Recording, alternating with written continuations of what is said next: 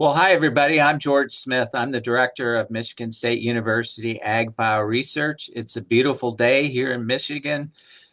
Starting to feel like fall. It's homecoming on the MSU campus, and I'm thrilled to have the opportunity to visit with my good friend Joe Cramer, who's the executive director of the Michigan Bean Commission. Talk a little bit about research that supports his industry and its importance. So, Joe, welcome. Good morning, George. Thanks for the invitation. Yeah, this is going to be fun. Really looking forward to it. So, Joe, we've known each other for a long time, kind of go way back, and I've always appreciated your perspective on the value of the work we do to your industry. So, and as we've entered this new communications campaign, we're really trying to focus on having people that benefit from the research talk about why the research is important. So hence, that's why we're Here thrilled we to have the are. opportunity to visit with you today. So to kind of kick that off, can you talk about how MSU research supports your industry's priorities? Sure. Again, thanks for the opportunity, George. You know that I like to talk about this stuff. I will tell you that I had a long career prior to the Michigan Bean Commission trading edible beans. And I knew that work went on behind the scenes to establish better genetics and more disease tolerance. But to be honest with you, I didn't really pay attention to that, right? It was kind of out of my lane. I just wanted volume to trade, and the rest of the behind the scenes work just just didn't catch my eye, I guess. I didn't have time for it. Since taking the job with the commission, however, I, you have gotten a behind the scene I've gotten a better behind the scenes look at everything that goes on the campus at MSU that benefits the dry bean growers here in Michigan and elsewhere every single day. As you know, we've on several occasions now brought different groups, including my board, down to campus and just did a walking tour of the campus. Um, all the stopping at everything that's related to dry beans, and we run out a day, right? We can't do it in a day. It's amazing to me how many people on your campus are engaged and committed to making our industry better every day. They've got vision. They're always optimistic. The things that they work on are lengthy projects, right? And I think as as people, we want results today.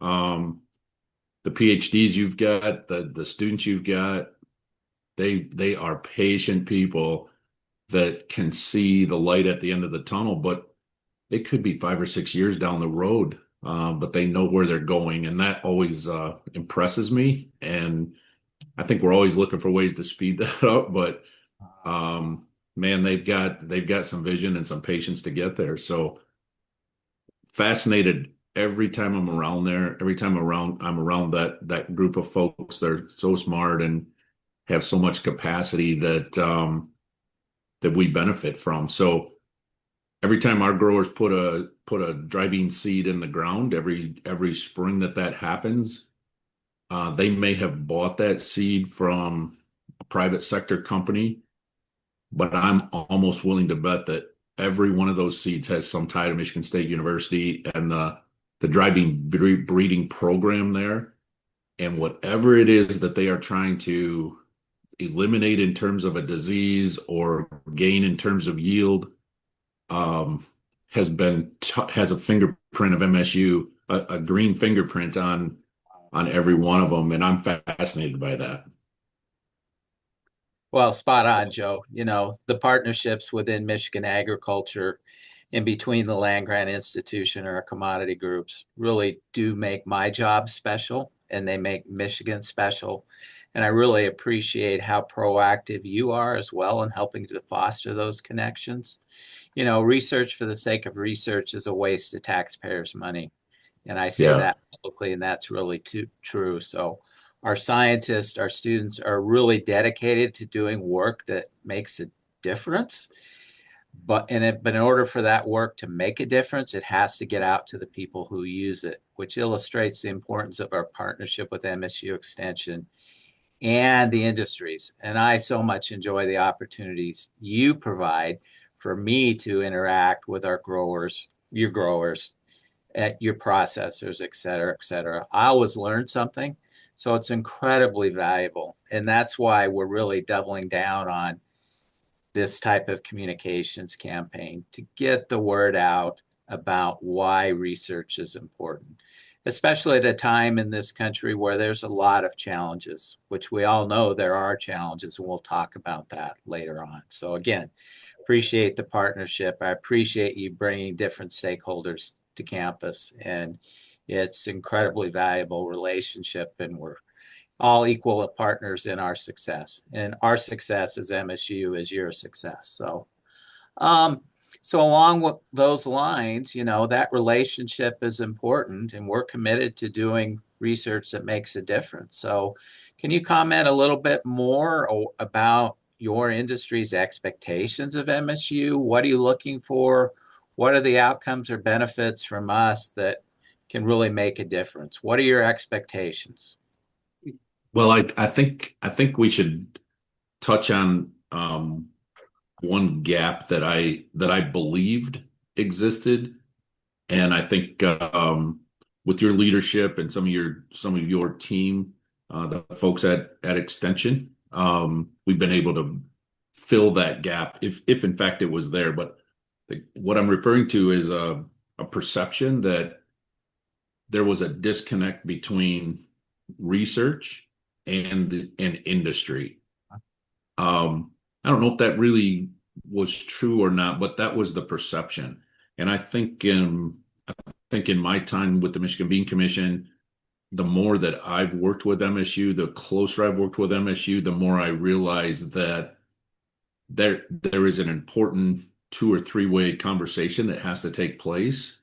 And in my opinion, it is taking place today. So I think the industry is becoming more aware of what the university is capable of, and the university is becoming more aware of what's important to the industry. And so now the research dollars that are invested, whether those come from the private sector, from the commodity group, um, from the legislature possibly, those dollars are leveraged as far as they possibly can. They're focused on industry issues, and there is a mechanism to respond and reply and share the outcomes. And I think therein lies the value of the partnerships. So we're excited today about the opportunity to be able to really fine tune our industry's needs, share those needs with the right parties on campus, and begin to address them over time. So we're one of the things that takes place in our industry that I think is unique here in Michigan is our driving research goes all the way to the can. Mhm. I don't know anyone else who's doing that at least on the level that you're doing that for us. So when we're done, when we think we're done producing high yielding beans, it wouldn't really matter if they don't hold together properly for our canning customers, or if they don't have the proper color, the visual aspect for our package customers. And so we've included those end users in Mhm. our conversations and in our evaluations on campus. Um, we've adjusted processes to mirror their process. And ultimately, you produce reports, your people produce reports and outcomes that the grower can use to help plant the right seed to speak to the market he's trying to address. And the end user can see down the road improvements by selection And we've got one example where we actually have a black bean variety today that commands a premium in the marketplace um, because of certain characteristics. So uh, every stakeholder in that supply chain has benefited from that research over time, and it's fun to see that come to fruition and actually materialize into a sort of a dollar and cent, a bottom line impact. From my perspective, I enjoy that. Now, Joe, what a fantastic example. I'm just sitting here smiling, listening to you share that one. Yeah. It really illustrates the integrated nature of the research we do in partnership with the Michigan bean industry, and to ultimately make an impact covering all aspects of that supply chain is important. From what to do when the seed goes in the ground, what's the optimal seed, to management practices, weeds, disease, et cetera, to post-harvest issues, processing as well. And there really are some great examples to talk about. And that one was a fantastic one. And I know you and I could spend a lot of time talking about the history of our dry bean breeding program and what an impact that has made. And we're really excited about the future as well with our new breeder that's come on board and to continue that great work. So that's all about impact and making a difference. And that wouldn't happen without our relationship and the way we interact with each other and really come together to figure out what the priorities are and how to address that. I And think that, commodity groups like the Michigan Bean Commission have limited funds, right, right? And right. they are grower dollars that we're entrusted with to maximize their impact. And I think our relationship with Michigan State has allowed us to take the 10 cents per hundredweight that each grower is assessed. I don't want to use the word taxed, but it works that way. Um, and I think every day we are challenged with how to turn that 10 cents into $10 or $100 or what a dollar in some cases. I believe that the relationship at Michigan State, the staffing at Michigan State, um, all helps us do that, helps us take our limited funding and get maximum impact with it. So we're always looking for more. That'll never stop. But yeah, we're really proud of the work that our friends at Michigan State are doing. Uh, Continue to do. The programs are excellent. And so talking as well about partnerships and how we support research. One of the other hallmarks of Michigan agriculture, I think, that is relatively unique and special is how the entire agriculture community comes together to rally behind specific causes to help MSU AgBioResearch and Extension do that work that you depend on that really will make a difference. And probably the most shining flagship example of that is Project Green, a Right. program with 27 years of history that wouldn't have happened if the entire agriculture community hadn't come together, went to the legislature and rallied for additional money in our base budget for ag bioresearch and extension to support the program. And big components of the program are applied research and extension projects directly tied to the needs of the various plant-based commodity groups that are part of Project Green. So talk a little bit and share your perspective about the value of this program, how it's benefited the bean industry in Michigan, and how it's benefited the agriculture economy in general. Well, like I said, our goal is to always turn that grower's assessment money into something more. And Project Green is a great example of how we stretch dollars as an industry. Um, we have been the beneficiary. The dry bean world has been the beneficiary of the taxpayers' money in creating a healthier product, a more usable product. So if you take a look at our dry bean industry today and the product that we put on the shelf that makes it to the shelf, um, we think it's the healthiest, most nutrient packed, um, shelf stable product. and it's just gaining every day more and more consumers. Without Project Green, the quality that our growers produce, the yield that those growers are benefiting from, the ability to have a prettier product on the shelf, that's all a direct result of Project Green and the funding that we can't afford as an industry on our own. And we so appreciate the legislature, the work that was done 27 years ago to create that mechanism. Um, we we put a lot of value in that. We have the opportunity every year to update our industry's priorities, and I think that also gives researchers direction. Again, part of that conversation that's at least a two-way conversation as to how we get things done. And when you bring a member of the legislature, you spend time with those lawmakers, they are all aware of Project Green, and we continue to try to help them better understand the impact, the footprint that's left in our state. So we we always want more, don't we, George? We're Yep. always looking for more, but so much appreciate the continued Right. support Right. from the state of Michigan. Right. So, Joe, I also want to give you an opportunity to brag a little bit about your industry because the dry bean industry in Michigan really is a powerhouse. And I learn more and more all the time interacting with you, interacting with your growers. Tell us a little bit about your industry, its impact, and the points of pride that you like to point to, you know, to show, what a great job Sure. growers are doing and the impact that you are having in terms of food security and providing a product like you described previously. Well, I think we see Michigan shine most when we're outside of Michigan. Mhm.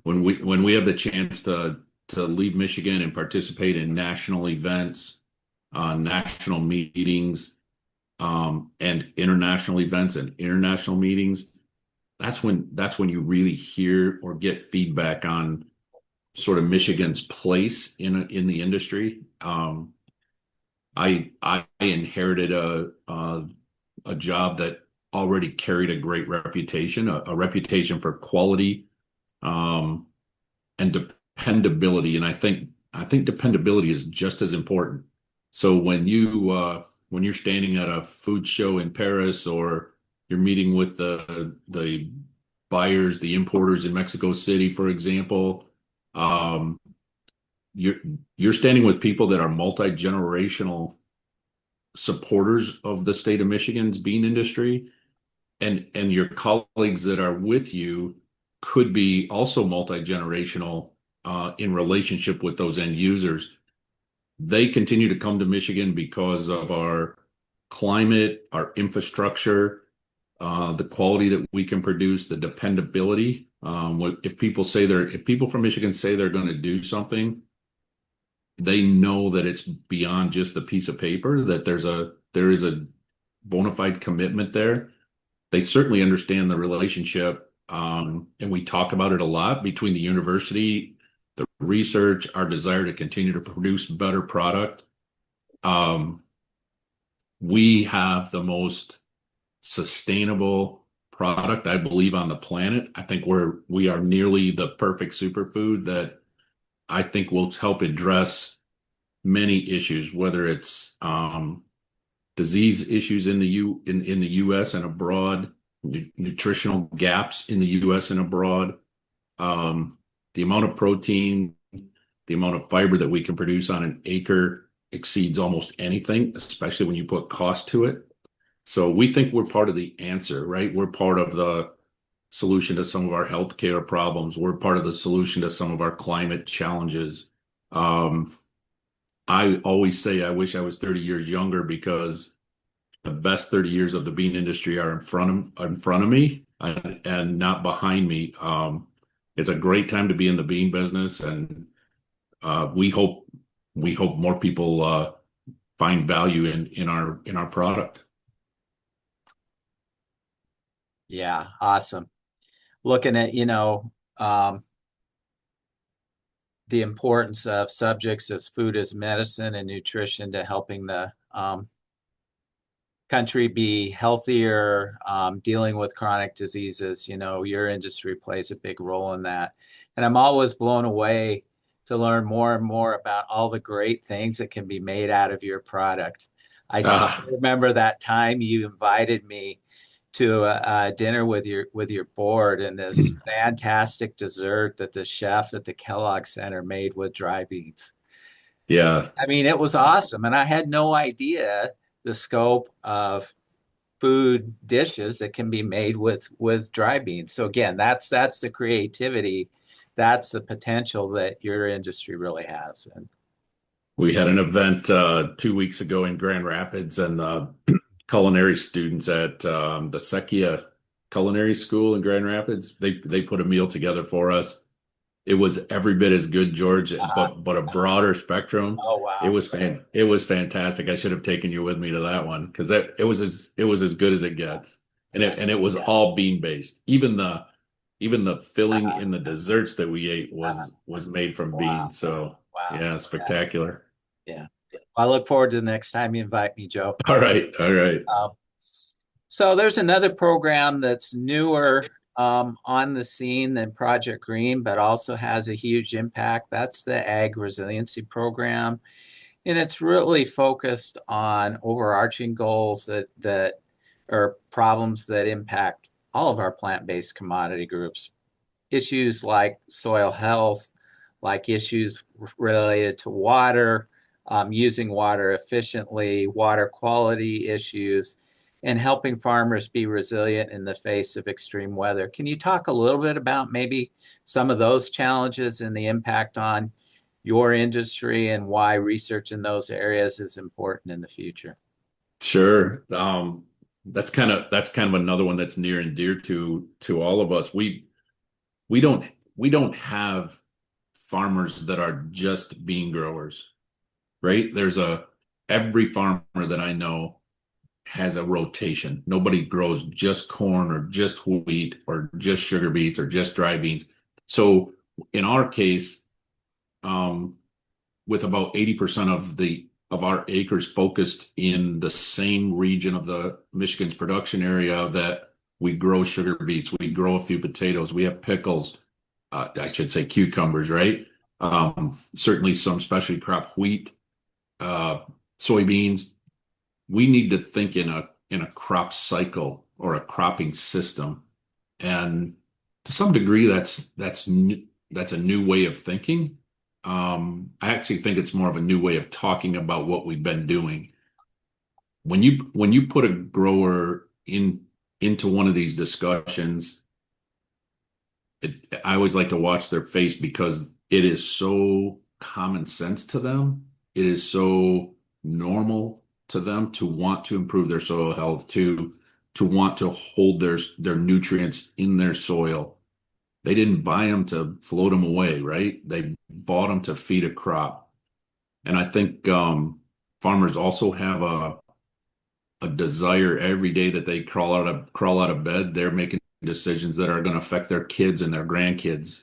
They think very long term, and I think this program is an opportunity to encourage more of that, to um, further identify additional ways that they can protect their investment, if that makes sense.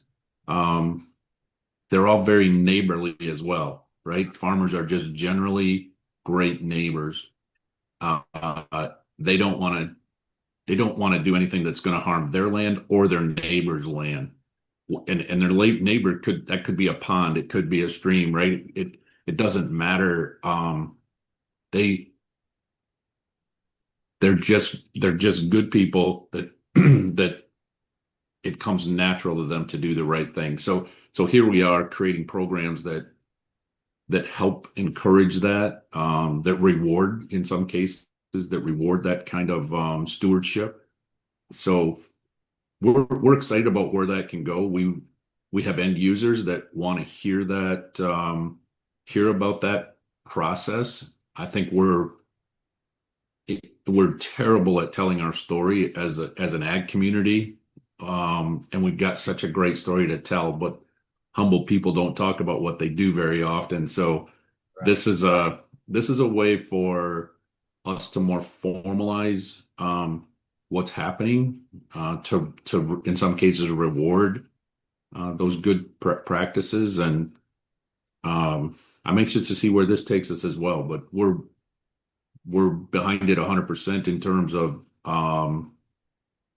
enrollment and participation, and I think the commodity groups can be part of that megaphone that helps talk about it and tell that story.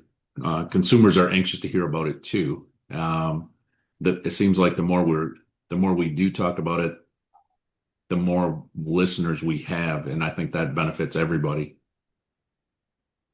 Super. Joe, you've already given some great examples, but do you have another example or two that you want to share of when MSU research has provided a tangible benefit or impact to your industry? Well, the easy ones are always to go to examples in the breeding program, and I think Michigan's the leading producer of small red beans in the country, and our small red bean, which you can find that in Wendy's chili, and you can find it in a bag being exported to the Dominican Republic. It's fascinating to me today to say that the dry bean breeding program many years ago uh, worked on a small red uh, cultivar that was actually expanded in Africa through MSU's relationships and breeding programs. And I would say last year, the crop we're just wrapping up harvest on now, 99.9% of that variety, it's called the Viper variety, has its roots in East Lansing, Michigan. It's had a tremendous impact on the bottom line of our growers, the quality of the product that we are able to ship to end users, and a product that consumers are enjoying. Uh, that that is a great story. However, the next chapter is in the works. There's a sort of an offshoot of the small red bean that is popular in and I'm told tastes a little bit sweeter, that the folks in Central America really like. And this season we harvested our in very small plots. We harvested our first a volume of that type of seed as well. So if that comes to fruition, and I'm fairly optimistic, the early findings are positive, we potentially with the MSU breeding program will have created a new class of beans, so to speak, that our growers can grow and profit from, and addressing what our customer wants, filling that gap in the marketplace, just as a well-rounded opportunity for everybody. So I think the small red program dates back a long time, but you can still find that in every field of small reds in Michigan today, and same will be true next year. So I'm a big fan of the international relationship, our ability to speed up the breeding process by sharing hemispheres, sharing growing seasons, and people way before me were smart enough to find that opportunity and capitalize on it. Joe, such a great example, and I really appreciate the points you made. Not only talking about the international scope of your markets, which underlie your industry and agriculture in general, but the benefits of our faculty, our scientists engaged in research across the globe as well, and the benefits that activity provides to Michigan agriculture, or agriculture in this country as a general. That's another example of a story we don't tell well enough, and we need to tell better in the future.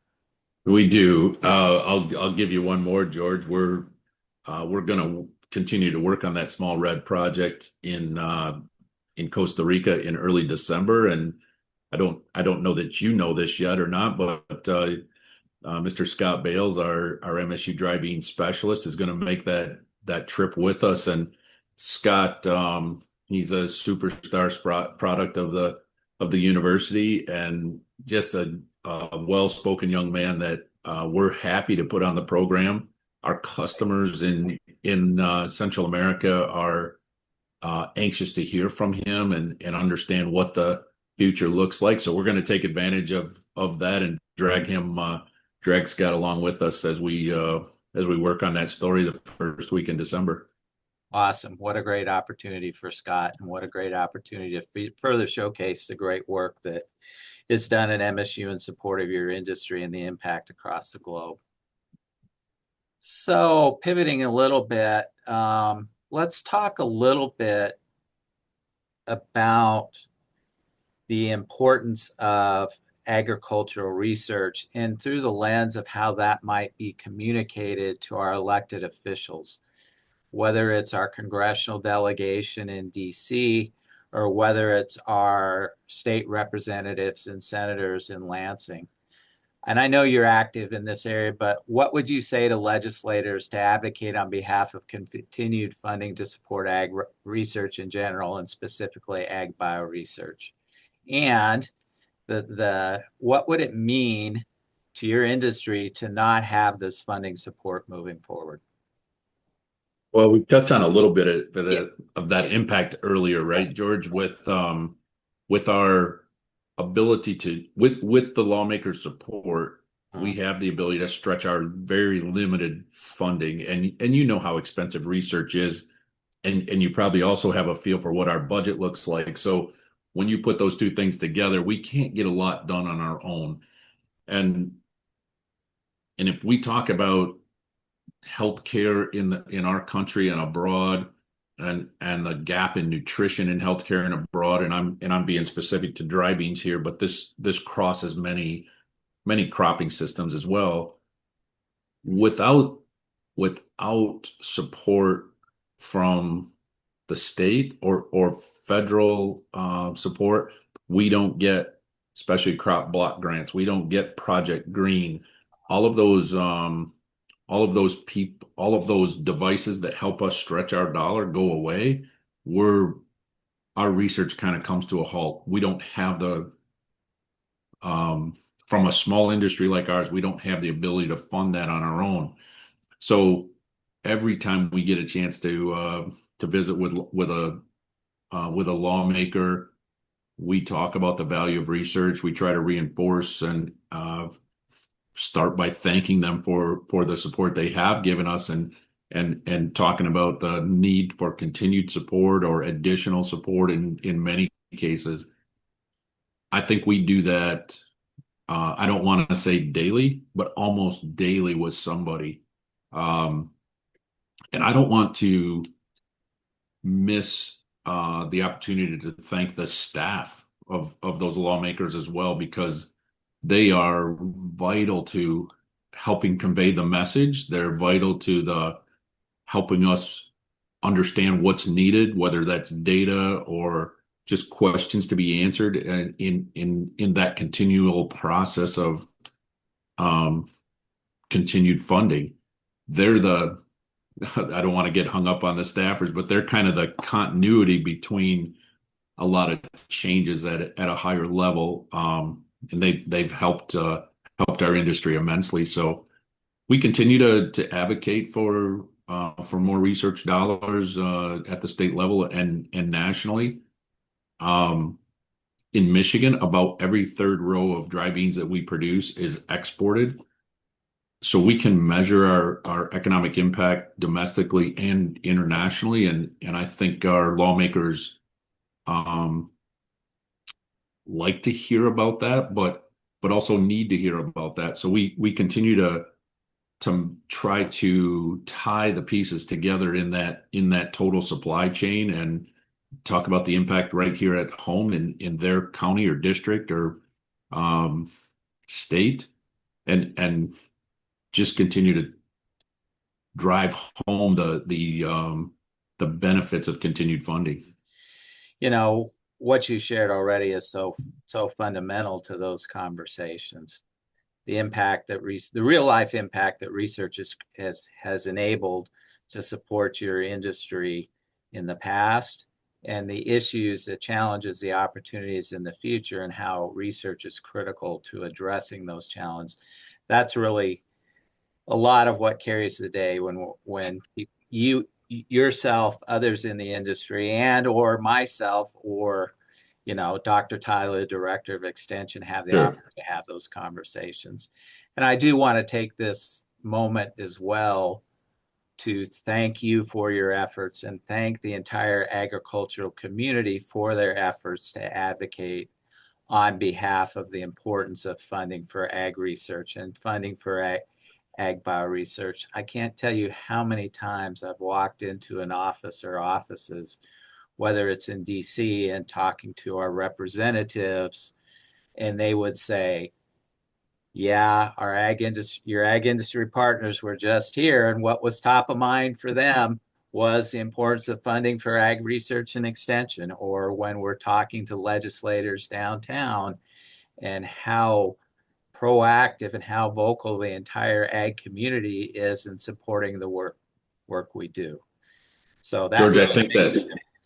I think that also that this partnership has been beneficial in that messaging too. I think if I try to put myself in that member's place, I would love to know, I would really like to know that industry and university are communicating, that they're linked, and that the work the university is doing and needs funding for speaks to the needs of the industry and vice versa. So I think when we share that message, and and it's aligned, they feel better about the spending. They feel better that Right. 100 cents out of every dollar uh, spent is getting to the ground, so to speak. And I think we miss an opportunity if we're not standing there shoulder to shoulder asking for the same thing. So we we also appreciate the work that the university's done, continues to do, whether that's in a dry bean field or if that's in Washington, D.C. The that arm in arm partnership is where it's powerful.